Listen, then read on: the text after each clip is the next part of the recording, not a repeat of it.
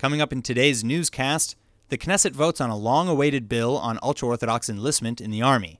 The IDF launches a new app to deter soldiers from being kidnapped. And welcome to the future. An Israeli startup is now serving up 3-minute gourmet meals in freeze-dried pods.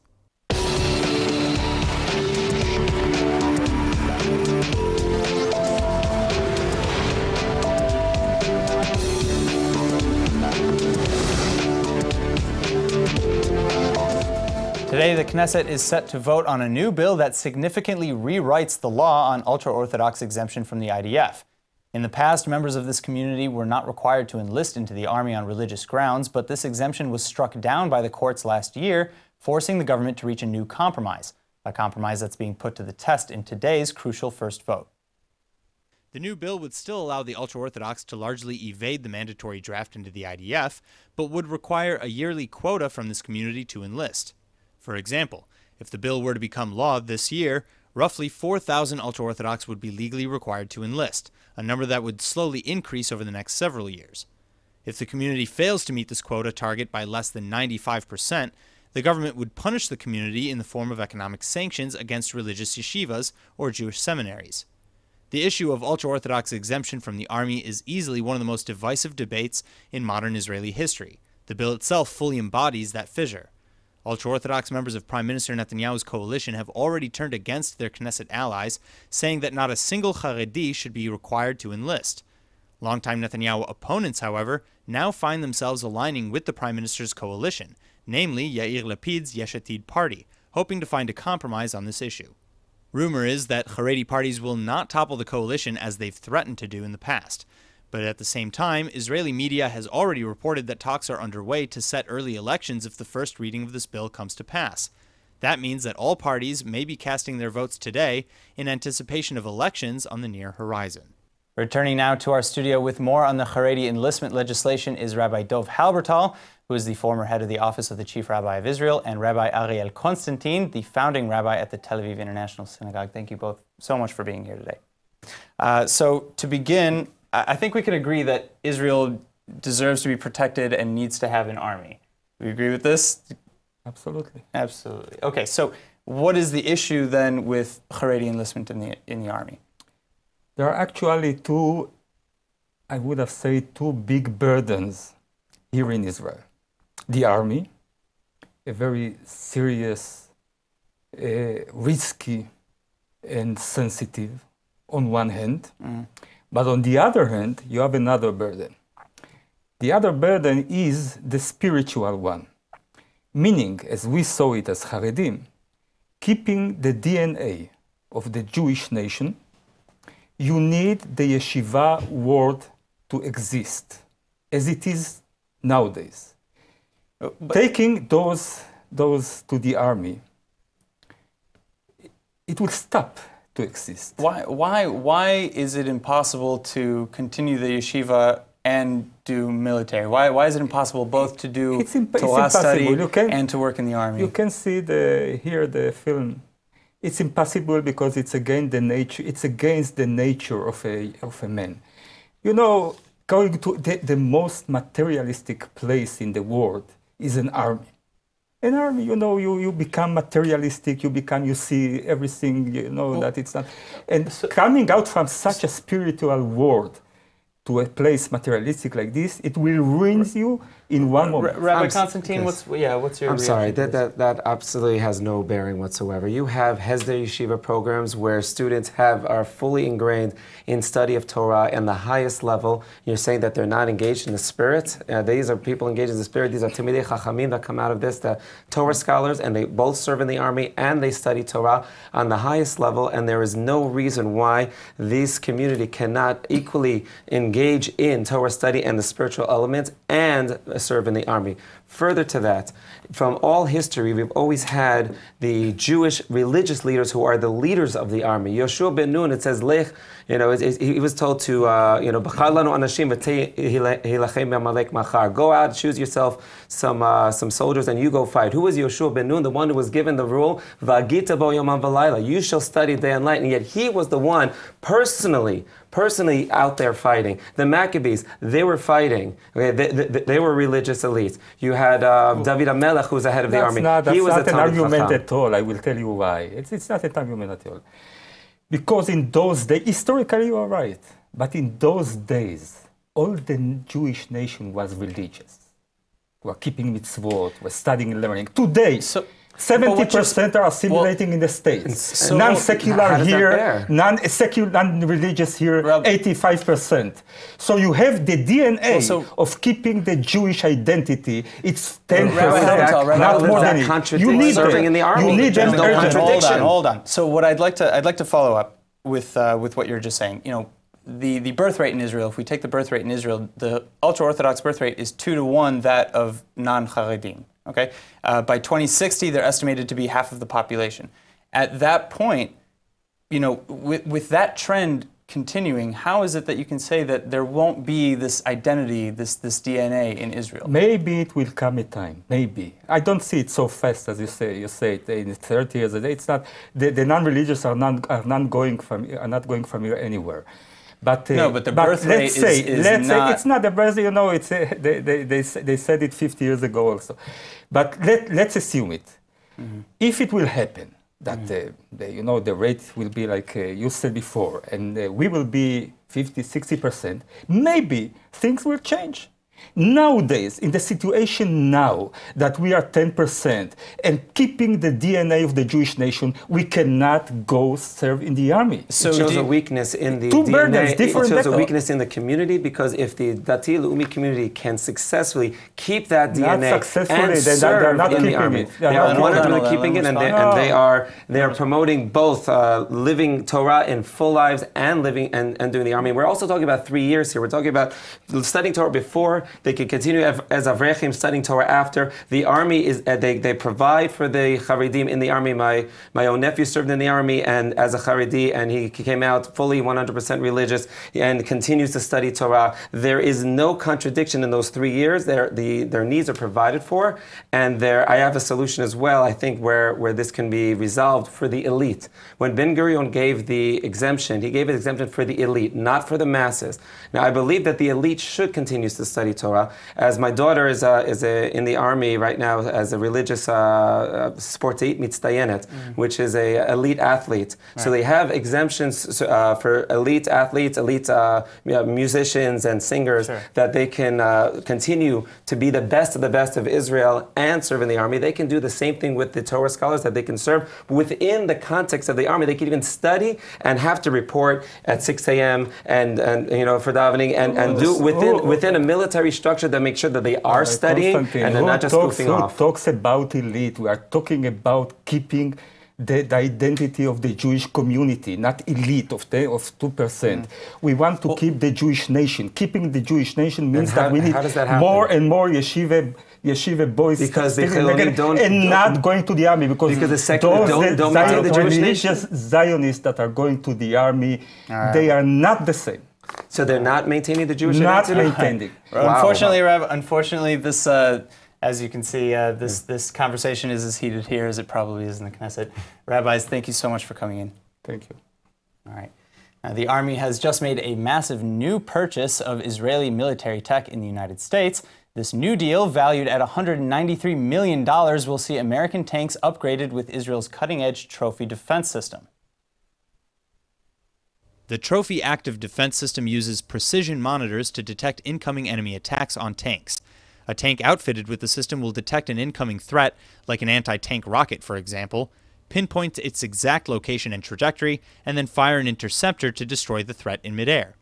You can think of the Trophy as a mini version of Israel's Iron Dome defense system, specially geared for tanks, and that's probably a fair comparison considering both systems come from the same weapons firm.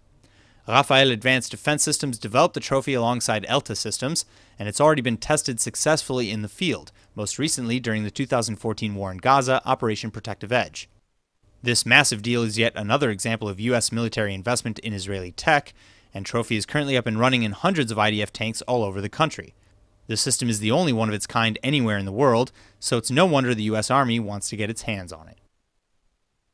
When it comes to certain personal bonds, including both divorce and marriage, Israeli law strictly follows Jewish law. As a result, the state only legally recognizes marriages performed by an official member of the Jewish rabbinate.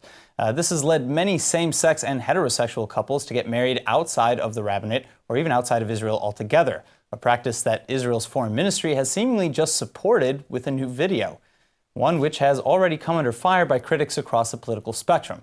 LTV's Brett Allen Smith has more on this. Thanks, Aaron. Hi. So, Brett, before we dive in here, let's take a look at this video, which is, as of now, it's still live on the Foreign Ministry's social media accounts. Take a look.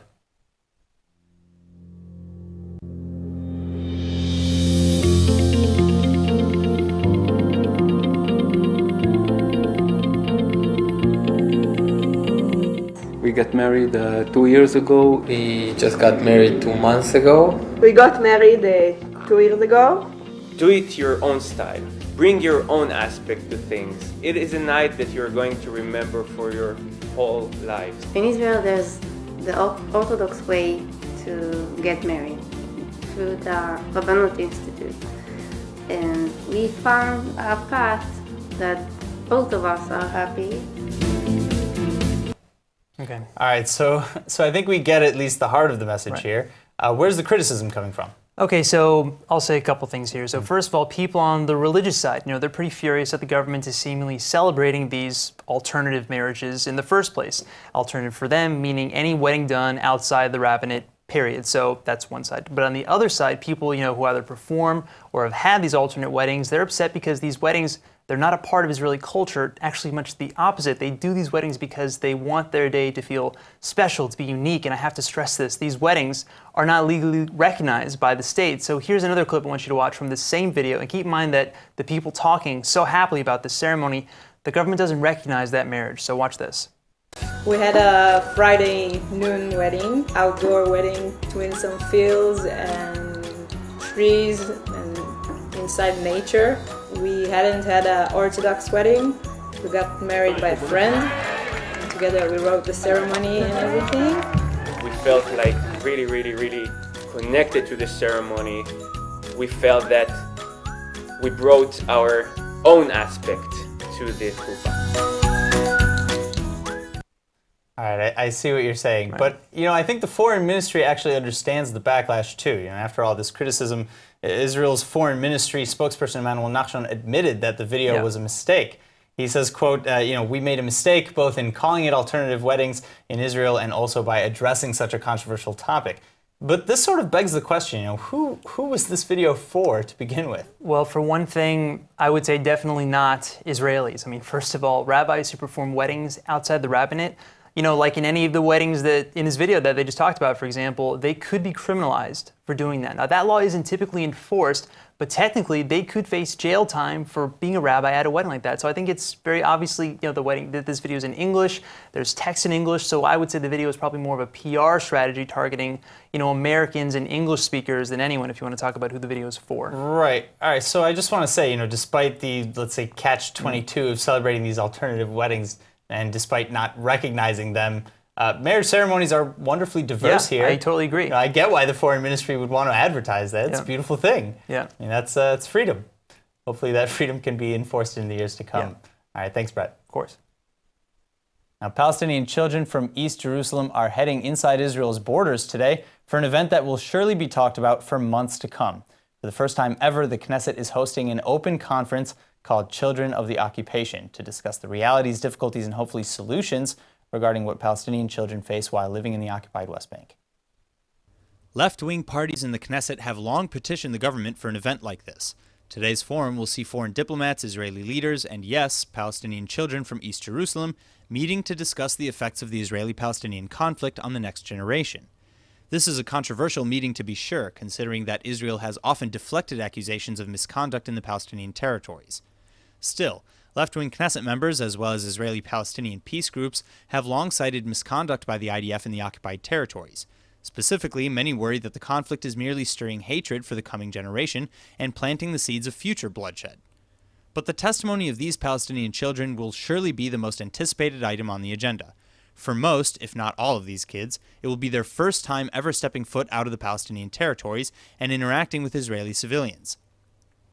Strict laws place careful regulations on Palestinians entering Israeli territory from the West Bank or East Jerusalem, and Israelis, as a general rule, are forbidden from entering Palestinian territories at all. Many point out that this lack of transparency represents the true heart of the conflict itself, considering neither side truly sees how the other lives. While today's convention has been attacked as a left-wing maneuver, others say that the mere opportunity for a dialogue to happen is the real bottom line here, and the only real hope for solution in this decades-long conflict. The IDF has just begun releasing a new military app designed to help prevent soldiers from being abducted by terrorists or rescue ones who already have been. Development began back in 2016, a few years following the tragic murder of 3 Israeli teens who were abducted and then executed by Palestinian terrorists in the West Bank, a tragedy that ultimately exploded into the 2014 Gaza War, Operation Protective Edge. Making the abduction and eventual murder of these 3 teens even more tragic is the fact that it possibly could have been avoided. The teens apparently willingly entered the car of Palestinian terrorists, thinking they were just getting a ride home. But when one of the boys realized they were being kidnapped, he managed to call emergency services on his phone, even whispering that they were being kidnapped. Still, by the time the call was patched through to the police, tragedy had already struck and the boys were never seen alive again. Well, this new IDF app installs a literal distress signal into soldiers' phones. With just the press of a button, a GPS tracker is activated immediately and rescue services are mobilized to send help. But while this app could be a literal lifesaver, a recent assessment of the IDF says that smartphones may actually pose the biggest modern threat to the Army. Chief among these threats is the popular messenger app WhatsApp, which the Army has for years tried and failed to ban from soldiers' phones. Though WhatsApp does currently offer encrypted message delivery, Major General in the Reserves Yitzhak Brick says it's only a matter of time before enemies of the state figure out how to turn WhatsApp against itself. In the digital age, soldiers have more and more used their phones to transmit confidential intelligence, replacing face-to-face talks. The smartphones themselves, which soldiers typically carry with them in the field, could potentially even be hacked to reveal IDF positions. IDF comptrollers warned that if the Army doesn't shape up and fast, all this technology could easily be turned against us in the wars yet to come. Of all of the horrors unleashed by the Islamic State, the genocide of the Yazidi minority in Iraq and Syria is among the most horrific. Israel has forged a bond with Yazidi survivors over the years, even dispatching workers to help Iraq on the ground. But now a group of NGOs and Israel's foreign ministry have just held an incredible joint effort, one that brought a group of Yazidis all the way from Iraq here to Israel to train them in the fine art of medical clowning. Now, I know that even the mere words medical clowning may sound silly, in more ways than one. But according to a group of Israeli and British organizations, medical clowning may actually be an incredible therapy to help victims of trauma. Just ask Patch Adams. A British charity called Road to Peace has just brought the Yazidis to Jerusalem, where they received their clown degree from an Israeli NGO called Dream Doctors. The operation itself was overseen by the city's Hadassah University Hospital and Israel's own foreign ministry. And this unique treatment is obviously geared a bit more towards children, but Yazidi children in Iraq have experienced quite possibly some of the most horrific traumas in the modern age. As the Islamic State spread throughout Iraq and Syria, they eradicated Yazidi men in droves, while enslaving most women as sex slaves. Countless children often met similar fates. Last year, Yazidi survivor and activist Nadia Murad came to Israel for the first time as part of a UN Goodwill trip. While touring the Yad Vashem Holocaust Memorial, she was overcome with the similarities between the fate of 6 million Jews and so many of her own people, atrocities that were still fresh in her memory. Nadia has since rallied behind the shared experiences of her people and the Jewish people, and in the years since, more Yazidis have come to Israel, with some Israelis even risking their lives to help on the ground in Iraqi Kurdistan. Needless to say, we can only hope that this newly learned therapy helps deliver smiles to those who need it most, and that we see more cooperation like this in the months and years to come. As with any innovation, eventually the technology just hits its limit and needs to be replaced with a new innovation. Well, that's no different with solar panels, and the industry for solar energy is only getting started. Well, Israeli company Utilite is paving the way for the future of this field with their revolutionary solar cell printing technology, and joining us now with more is the CEO of Utilite, Giora Dishon. Thank you so much for coming in. So my first question is, what's the current method of producing a photovoltaic cell? Well, the method is very simple. These are solar cells. As you can see, it's a simple and straightforward technology. Piece of silicon, you print on both sides the metallization. And the key aspect are the very thin lines on the front that you see. And that's what we are doing. We are printing smaller line than anybody else can print. And by that, we increase the efficiency of the cell, and we save a lot of the silver paste that is used to make those solar cells. So, okay, and you're doing this in a new way? I mean, because you're talking about like printing, you know, like a 3D printer. Yeah, we developed a new and revolutionary printing technology, which we call PTP, pattern transfer printing. And we can print, as you can see there, we can print the lines narrower than anything, fast, and by that, as I said, save a lot of the cost. So what kind of led to the development of this product, of this idea? Well, the key aspect is we founded the company to make solar cells more cost affordable to the world, to everybody, including Israel for that matter. And we looked for things that will reduce the cost, and that's how we came to this very innovative idea. It's a printing machine and it's a printing tape. So, I mean, obviously you said that it makes it more efficient, but does it also reduces the cost of manufacture? Yes, it does both, because one, when it's more efficient, it's cheaper to manufacture because you get more electricity from the same piece of silicon. And two, we reduce 50% of the amount of silver used.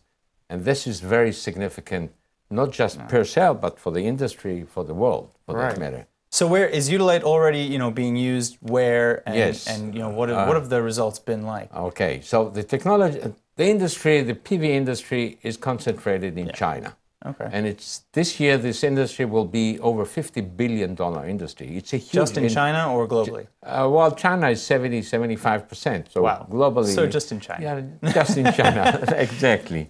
The industry is making those solar cells is in China. The solar cells are installed everywhere, including Israel. And that's where our interest is, where the cells are installed and cheaper. All right. Well, Dr. Gior, this was very amazing. I've never seen a photovoltaic cell up close. They're beautiful, actually. They're very cool at that shape. Last year, more than 25 billion cells like that had been produced. So it's a huge opportunity. All right. Well, congratulations with that, and Thank you. I wish you the best. Thank you so much for coming in. Thank you. Now, bolognese pasta, chili con carne, a bowl of hot oatmeal with seasoned berries mixed in. What do these delicious foods have in common? Well, until now, nothing, but you'd need a gourmet chef to help you prepare them. But welcome to the future. An Israeli startup says they can deliver these meals pre-made in freeze-dried pods, ready to eat in just 3 minutes flat. Israel's Genie Enterprise is the company behind this idea, which feels like something straight out of the Jetsons. Their patented freeze-dried pods come pre-packed with an array of individual delicious gourmet meals. Everything from breakfast to lunch to dinner and dessert. Chocolate volcano cake, anyone? The meals are prepped by chefs using local ingredients in California, but the idea started right here in Israel back in 2014. The company has since raised millions of dollars, pumping it into its revolutionary smart oven, which transforms these pods into delicious meals in less than 3 minutes. And craziest of all, you won't have to wait too long for a taste test. Genie is opening the first batch of smart ovens in offices in New York, before gradual expansion into cafes, hospitals, and hotels across the United States. The first menu features 8 meals, including a well-known Israeli dish, mujadra, which made its way to Israel by way of Iraq. Like a lot of Israeli technology innovation, the idea worked out its kinks first as a military tool, initially as a low-cost way to make healthy food quickly en masse for hungry soldiers. But if this revolutionary system really does take off, the sky's the limit. Investors are hopeful that the product can be expanded to help solve the global food crisis too. If there's one thing that could solve world hunger, it's definitely 3-minute mac and cheese. The Hebrew word of the day is brought to you by IDC Samru Ulpan, open to everyone. And now for our Hebrew word of the day. I absolutely love cooking, basically because I love eating. And I must say that these new 3-minute gourmet meals have me pretty intrigued. That's why today's word is tanur, meaning oven. Now, while not everyone has a hand for cooking, most of us have used a tanur or oven in the past. It happens when you become an adult. I wouldn't know about adulthood, but that's what I've heard. Still, there's nothing like getting home and popping a meal in the tanur quickly. My tanur is probably one of my favorite things in my house. It makes the whole place smell amazing, and there are so many different ways to set the tanur now, and now I'm hungry. Let's go ahead and look at the weather forecast. Tonight should be mostly clear and warm with a low of 75 or 24 degrees Celsius. Tomorrow we'll have little to no change in temperatures with partly cloudy skies and a high of 85. or 29 degrees Celsius. All right, that's it for today's news. Today's exchange rate is 3.67 shekels to the American dollar. Remember to sign up for our daily newsletter at iltv.tv, and don't forget to follow us on Facebook at Israel English News and on Twitter at ILTV News. I'm Aaron Porras, and thank you for watching.